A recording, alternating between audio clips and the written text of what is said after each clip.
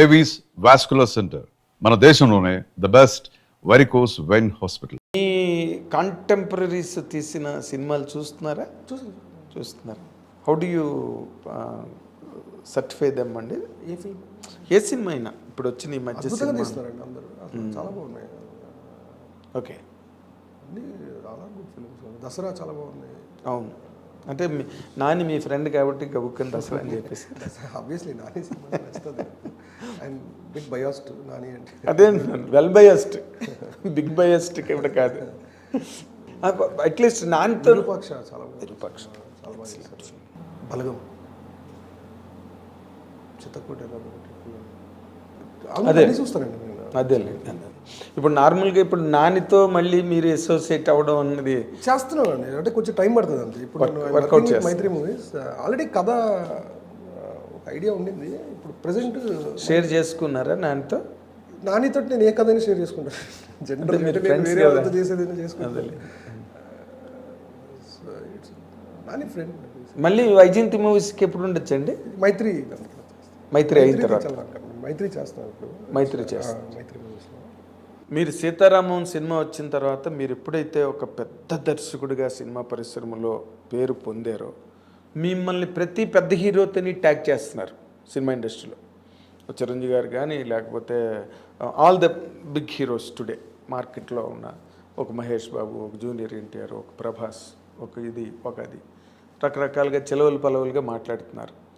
సరే, అందులో ఎవరిది మీరు చేయబోతున్నారో, ఎవరిది చేస్తారో అది మీ నోట్లోంచి వచ్చే వరకు మాకు తెలియదు. బట్ మాకు తెలిసినంత వరకు చిన్న ఉప్పు ప్రభాస్కి మీరు కథ చెప్పారు అన్నది ఒక్క పాయింట్ మాత్రం మేము విన్నాం. అది ఎంతవరకు నిజమో మాకు తెలియదు. ఆదిపురుష్ మీద మీ తాలూకా ఒపీనియన్ ఏంటి? ఆదిపురుష్ ట్రైలరు మొన్న ప్రీ రిలీజ్ ఈవెంట్ జరిగింది. మీరు how do you react to that అండి?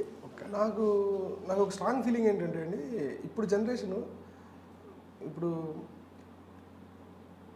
ఇప్పుడు జనరేషన్కి యాక్చువల్గా రామాయణం ఎలా ఉంటుంది, ఏంటి, రాముడు ఏంటి అనేది ఏమీ తెలియదండి వీళ్ళకి. అంటే అసలు రాముడు స్టోరీ తెలియదు. రామాయణం అనేసరికల్లా అయోధ్యలో దశరథుడి కొడుకు రాముడు సీతని పెళ్లి చేసుకున్నాడు. తర్వాత తండ్రి మాట జవదాటని రాముడు వనవాసానికి వాల్యూ ఇచ్చి అడవికి వెళ్ళాడు.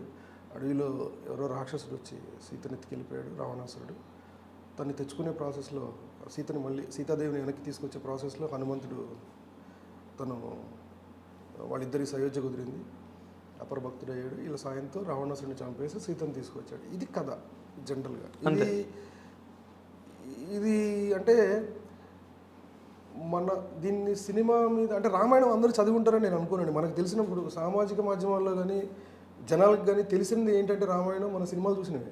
అంతే నాకు తెలిసి పుస్తకం తీసి రామాయణం చదివే జనరేషన్ అయితే ఇప్పుడు లేదన్న ఫీలింగ్. వాళ్ళంతా చాలా పెద్దవాళ్ళు, ఇప్పుడు తాతలు చదివి ఉంటారు. అంతే, ఆ జనరేషన్ చదివి ఉంటారు. సో మనకి రామారావు గారు తీసిన రామాయణం తెలుసు. ఆ నాలెడ్జ్తో రామాయణం మాట్లాడతాం. మన ఇప్పుడున్న ఎవరైనా చాలా నార్మల్గా మాట్లాడుకుంటే. ఇప్పుడు జనరేషన్కి నాకు తెలిసి ఈ ఆదిపురుషే రామాయణం అవుతుందండి 100%. ఎందుకంటే ఎవరు చెప్పలేదు కదా మెయిన్ స్ట్రీమ్లో ఇప్పుడు దాకా ప్రాపర్గా. అవును, దట్టు అంత పర్సన్, అంత ఆరా ఉన్న ఒక పర్సన్ రాముడిగా ఒక కథ చెప్తున్నాడు అంటే డెఫినెట్గా ఏమవుతుందంటే ఇక్కడి నుంచి రామాయణం అనే కథ దీన్ని బేస్ చేసుకొని ఎప్పుడు ఉందండి ప్రాచుర్యం. ఈ జనరేషన్కి రీచ్లోకి వెళ్తుంది. అంటే they will come to know అంతే. ఇప్పుడు ఇద్దరు కలిస్తే రాముడి గురించి ఎవరు మాట్లాడుకోరు జనరలీ. ఇప్పుడు బిఫోర్ ఆదిపురుష్ చూస్తే రామాయణం గురించి మాట్లాడుకునే ఇద్దరు ఉండరు, రాముడు హనుమంతుడు గురించి మాట్లాడుకునే ఇద్దరు కలిస్తే మాట్లాడుకోరు కదా జనరలీ. ఏం మాట్లాడతాం మన దాని ఏమంటారు, మిషన్ ఇంపాసిబుల్ ట్రైలర్ చూసేవా మాట్లాడతాం. ఫిల్మ్ ఇండస్ట్రీ పర్సన్స్ ఇద్దరు కలిస్తే, లేకపోతే ఇద్దరు ఫ్రెండ్స్ కలిస్తే వాళ్ళ ప్రోగ్రామ్స్ గురించి మాట్లాడుకుంటారు, ప్లాట్ఫామ్స్ గురించి మాట్లాడుకుంటారు. ఇంకా గట్టిగా మాట్లాడితే రేపు ఆదిపురుష్తో పాటు రిలీజ్ అవుతున్న ఫ్లాష్ గురించి మాట్లాడుకుంటారు. అది ఐ డోంట్ నో, నాకు తెలియదు అండి, అది ఫ్లాష్ తెలీదు. ఎలక్షన్స్ టైం వస్తే ఎలక్షన్స్ గురించి మాట్లాడుకుంటారు. ఇలా ఒక సీజనల్ డిస్కషన్ ఉంటుంది ప్రతి ఒక్కరికి. అవునండి. ఇప్పుడు ఏమైందంటే బికాస్ ఆఫ్ ఆదిపురుష్, ఇప్పుడు డిస్కషను ఆదిపురుష్ ప్రభాస్ గారి వల్ల రాముడు హనుమంతుడు దాకా వెళ్తుంది ఫస్ట్. దీనివల్ల ఏమవుతుందంటే ఒక చిన్న డిస్కషన్ ఉంటుంది. అంటే దిల్ త్రో దేర్ ఇంట్రెస్ట్. ఇది రామాయణం అనే ఒక మీడియం మీద ఫోకస్ వస్తుంది ఫస్ట్. దీని తర్వాత ఏం చేస్తారు చూస్తారు, తర్వాత ఆర్టికల్స్ చదువుతారు. అట్లీస్ట్ ఫస్ట్ గూగుల్ చేస్తారు, ఇంకోటి చేస్తారు, ఒకటి తెలుసుకుంటారు ఫస్ట్. ఇప్పుడు ఎక్కడండి, ఇప్పుడు 18 years 19 years education, 18 years 19 years ఉన్న పిల్లలకి వాళ్ళు చదువుతున్న స్కూలింగ్కి వాళ్ళకి రామాయణం గురించి తెలిసే అవకాశం లేదంట నేను. ఛాన్సే లేదు. పేరెంట్స్ బిజీ, వాళ్ళు చెప్పే అవకాశం లేదు వాళ్ళకేం తెలుసో తెలీదు. అవును. ఇప్పుడు ఆ పేరెంట్స్కి ఎంత తెలుసో తెలియదు. ఇప్పుడు 18 years 20 years టీనేజ్ కుర్రాడికి ఉన్న పేరెంట్స్ బేసికలీ వాళ్ళే చాలా బిజీగా ఉన్నారు ఇప్పుడు టెక్నికల్లీ, అంతే కదా. అవును. వాళ్ళకి ఎంత తెలుసో మనకు తెలియదు, వాళ్ళు తెలిసింది ఎంత ట్రాన్స్లేట్ చేస్తారో తెలియదు. ఇప్పుడు వీళ్ళని థియేటర్కి తీసుకెళ్ళి ఒక రాముడు స్టోరీ చెప్పాలి అంటే అంతకంటే గొప్ప క్యాన్వాస్ లేదు, అంతకంటే గొప్ప పర్సనాలిటీ లేదు ప్రభాస్ గారి కంటే. అవును. సో డెఫినెట్గా ఈ మొన్న చిరంజీవి స్వామి గారు అన్నట్టు ఫోకస్ అయితే వచ్చిందండి. అంటే ఇప్పుడు దీనివల్ల ఏమవుతుందంటే ఆదిపురుష్ వల్ల ఈ ఆదిపురుష్ సినిమాగా కంటే దాన్ని దాటిన గొప్ప మేలు చేస్తుందని నా ఫీలింగ్. ఓ సూపర్, మంచి మాట. అది ఆ సినిమా డెఫినెట్గా ఎన్ని రికార్డ్స్ ఏంటి అనేది నాకు తెలియదు, ఆ లాంగ్వేజ్ నాకు తెలియదు అసలు.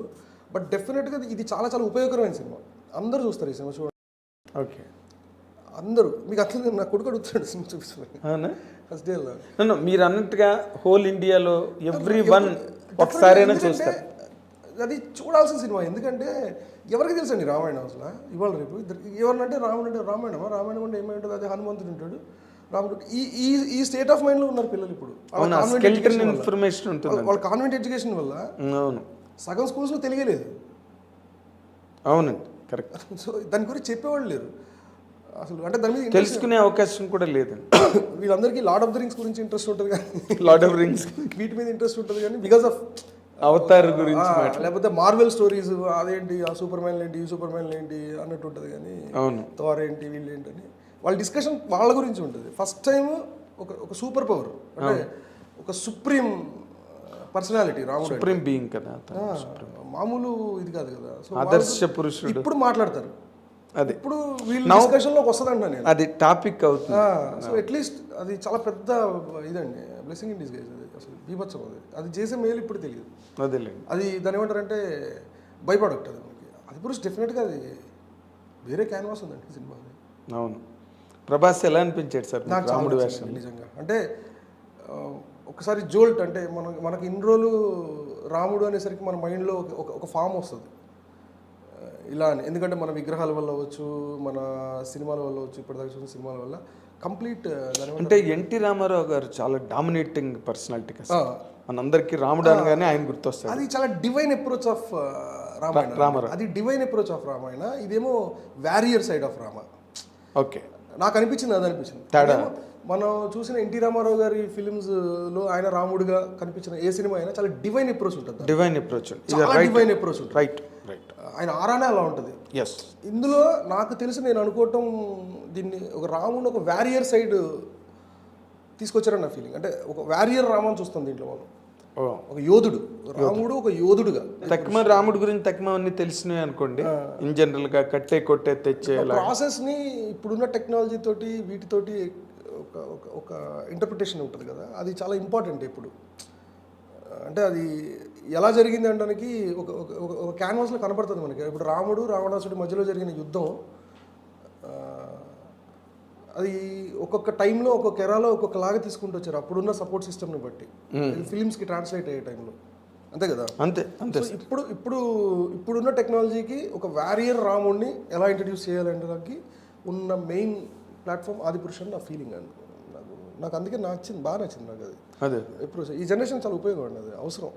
అది మీరు ఇందాక చెప్పింది బాగుంది. ఇంకోటి, అది మోర్ దెన్ సినిమా, దానివల్ల బాగా హెల్ప్ ఉంది సొసైటీకి చాలా అండి అన్నది. It will bring that spirit of Rama or Ramayanam into the consciousness of all public. ఏమవుతుందంటే ఈ సినిమా చూసిన తర్వాత at the age of 10 years ఉన్న ఒక పిల్లాడు అనుకుందాం, పేరెంట్స్ తోటి వెళ్ళాడు ఆ ఫిలింకి, అది సినిమాలాగా అర్థమైపోతుంది ఫస్ట్. దానివల్ల ఏమవుతుందంటే తనకు ఒక ప్రశ్న వస్తుంది, అమ్మా ఎవరు ఈ రాముడు, ఎవరు ఈ హనుమంతుడు, ఏంటి ఈ స్టోరీ అనేదానికి ఒక ప్రశ్న వస్తుంది ఫస్ట్. దాని ముందేంటి, దాని వెనకాల ఏంటి, దాని హిస్టరీ ఏంటి. ఒకవేళ పేరెంట్స్కి తెలిస్తే చెప్తారు, తెలియకపోతే తెలుసుకుని చెప్తారు. దానివల్ల ఏమైందంటే వీళ్ళు సంస్కరింపబడుతున్నారు. ఇప్పుడు ఆ కథ తెలుసుకోవడంలో, రాముడి కథ తెలుసుకోవడంలో ఎంత సంస్కారం ఉందంటే మనం సంస్కరింపబడతాం ఫస్ట్. Correct sir, correct. మీకు అర్థమైందండి అన్నది. కరెక్ట్. సో తెలియని పేరెంట్స్ తెలుసుకుంటారు. సో దానివల్ల పెద్ద ఉపయోగం కదా, అది చాలా పెద్ద ఉపయోగం. అది చాలా పిల్లలకి తెలుస్తుంది, బృహత్తరమైన ప్రయోజనం. అది ఫార్వర్డ్ అవుతుంది అట్లీస్ట్, లేదంటే తెలియదు కదా అసలు ఏంటి. అక్కడికి అది ఎండ్ అయిపోయే ఎప్పుడు ప్రమాదం. వచ్చిందండి అసలు, అంటే ఇప్పుడు రామాయణము అనే ఒక టాపిక్ మీద ఫిల్మ్ అసలు ఎప్పుడు వచ్చింది సినిమా? ఎన్టీ రామారావుది లాస్ట్ ఫిల్మ్, అంటే రామానంద్ సాగర్ గారు వాళ్ళు అది ఓకే. చేశారనుకోండి, బట్ రామారావుది లాస్ట్ ఫిల్మ్ శ్రీరామ పట్టాభిషేకం. Point of